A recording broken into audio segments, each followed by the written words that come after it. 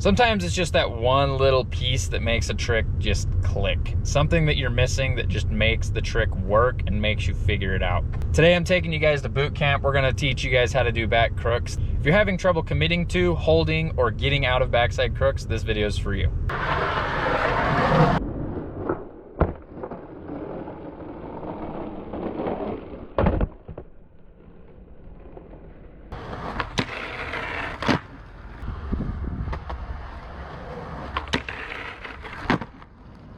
So obviously I am not the first tutorial on YouTube to do this, and you know, there are plenty of really good tutorials. In fact, the way I learned was through tutorials and trial and error.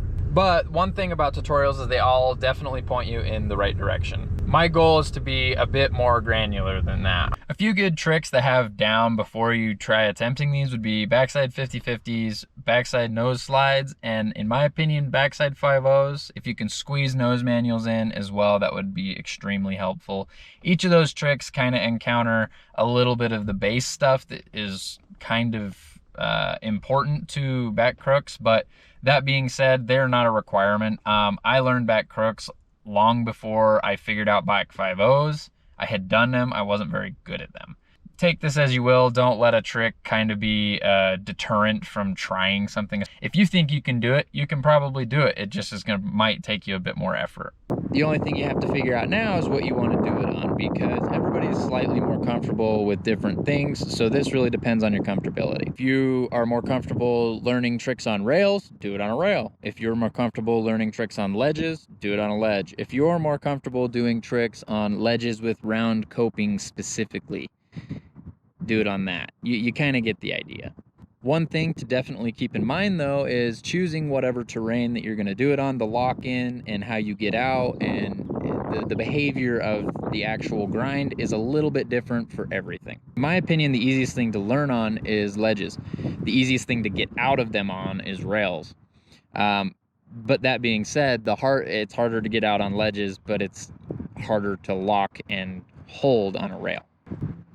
In my opinion, of course. So foot positioning, I kind of like to have my feet in about a kickflip position. A little higher if the ledge is kind of short. If it's a bit taller, I definitely move it down a little bit. Whatever you're starting on, if it is a bit tall, I would recommend starting on a curb. If it's any taller than 6 inches, you might run into a thing where you just are kind of scared to get it up there. I find starting on a curb stationary is a great way to do this. So to kind of get yourself familiar with the motions, I would start by rolling up real slow, popping into a back 50. I would reposition your feet to lift the tail, lift off, and start practicing the pinch motion. The pinch motion's all on the back foot. You push it further away from the ledge to pinch it harder, and you bring it closer to get more of a nose grind look.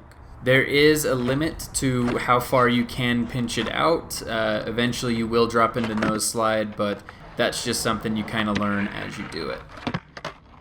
So a really good trick for when you're trying to figure out how to get out of backside crookeds is you have to remember you have to have something to pop off of. So get your board up, right? You pinch it. Well, you can't just shove forward like this. It gives you no like jump to get out. In fact, most of the time you'll slip to nose slide. But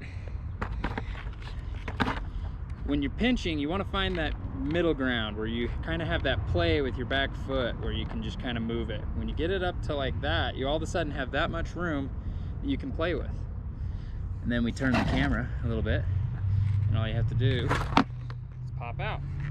It's that simple. It does take some practice, and typically when you do this stationary, you're gonna roll backwards. Don't worry, when you're actually moving, the momentum's actually gonna help a lot with carrying you forward. That's how you get a good proper exit. You wanna make sure that when you pop the nollie that most of your weight is off of your board when you pop.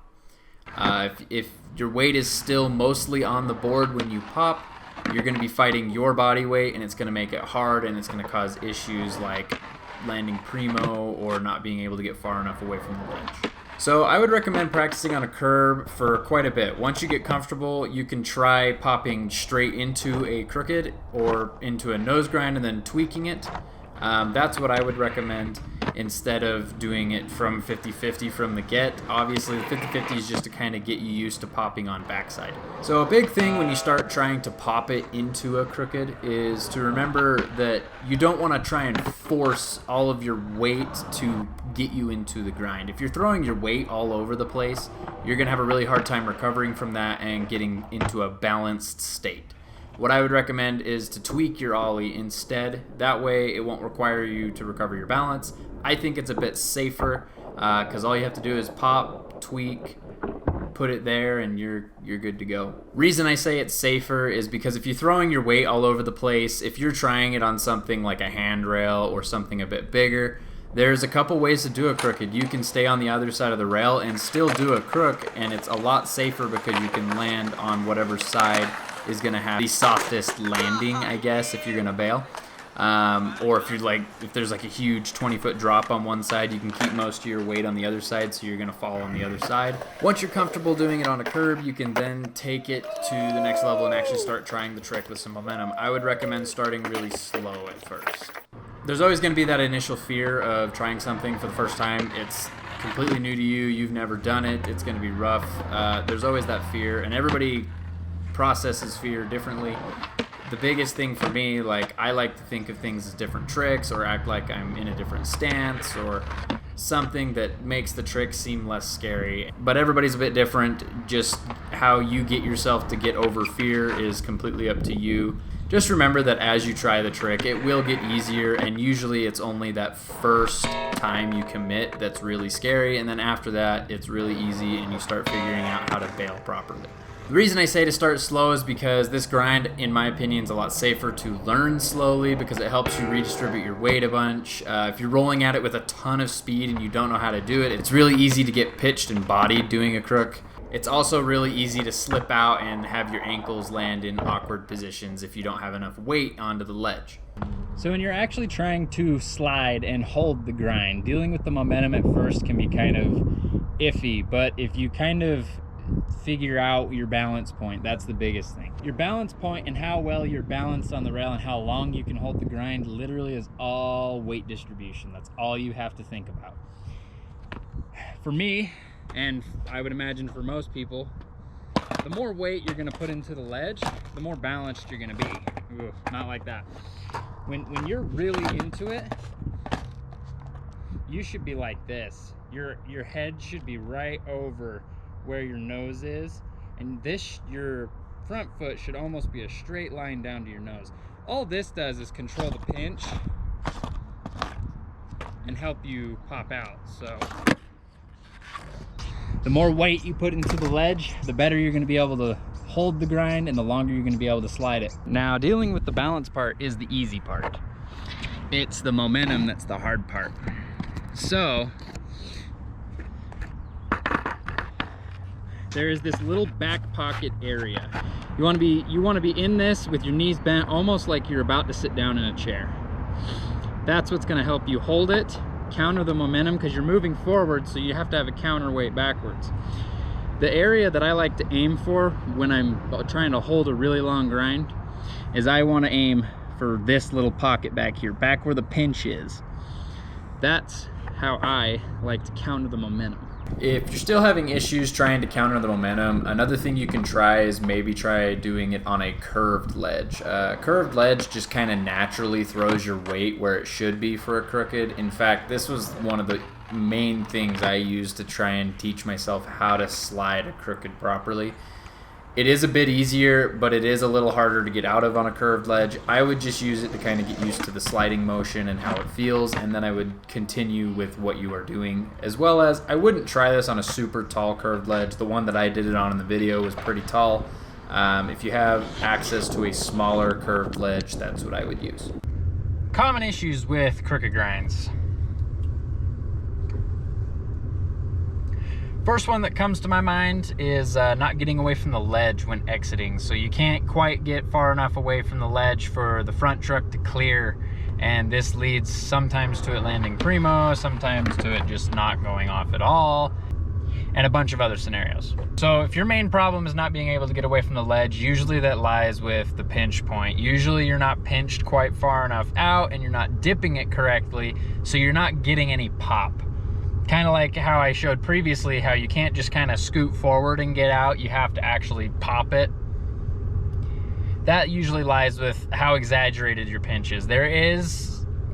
You can exaggerate the pinch a little too much, and that'll drop you to nose slide typically, but you need to find that middle ground of how far you can pinch it and where you need to be to pop out. The other possible reason is you're not distributing your weight correctly on the pop out, so you're not getting enough of a powerful pop to get it away from the ledge, and that usually lies with where your weight distribution is sitting when you pop.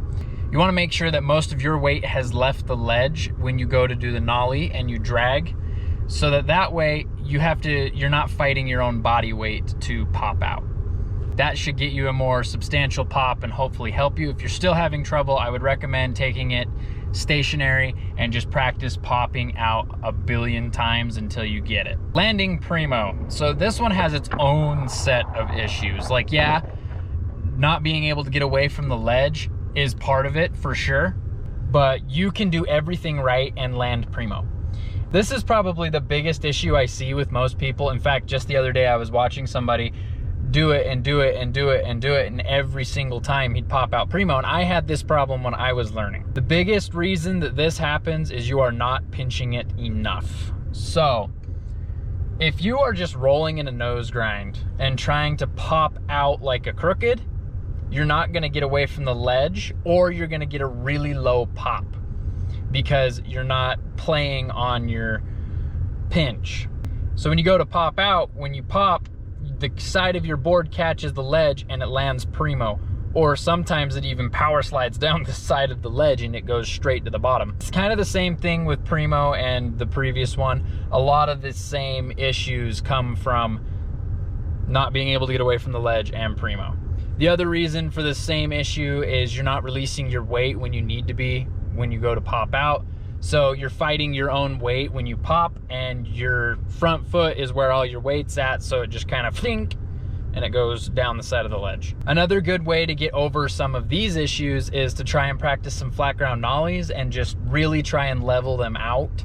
And because you want to remember, when you're popping out, you want to be almost airborne when you go to slide and level out your pop out. Fighting your own body weight, you're just gonna run into a whole ton of issues. Another common issue is the board just gets away from you. Like, you do everything right, you pop it out, you always land it one-footed, or it's away from you somehow. A lot of this one is just a commitment issue. The fix for this is to just practice stationary again. If you're having issues holding your slide, typically what happens when people are trying to hold the grind is either they pop in, and immediately when they pop in, they pitch forward and they run out. Or they fall off the side of the ledge. So they get in it, they slide, and then they just kind of slip off the ledge. If you're getting pitched, you're typically landing with way too much weight in front of you. Remember, you want to think about that back seat pocket where you're almost sitting down. You want to make sure you're sitting in that pocket, or else you're just going to get pitched. Because if you're not countering enough of your weight behind you, you're just going to get thrown forward. If you're falling off to the side, it means you're not putting enough of your weight over the ledge. And this is the scary part of the grind. I mean, putting all of your weight over the ledge, that's putting your weight in a scary position. In my opinion, it's more safe because you don't have a drop to fall on. If you're putting all of your weight over, if you're gonna like get bodied, you're gonna land on top of the ledge. If you're having issues holding or staying with it, I would recommend rewatching the weight distribution and maybe practicing stationary a bit. But another thing with this trick is I find it extremely easy to try and figure things out while moving slowly with it. Like, if I'm trying to figure out how to do something in or out, I usually am rolling really slow the first little while I'm doing it, so I can really understand what's going on and I can hit those balance points where I want them. A good indication that you can hold it well is if you can slide it to a complete stop and still be on it and pop out.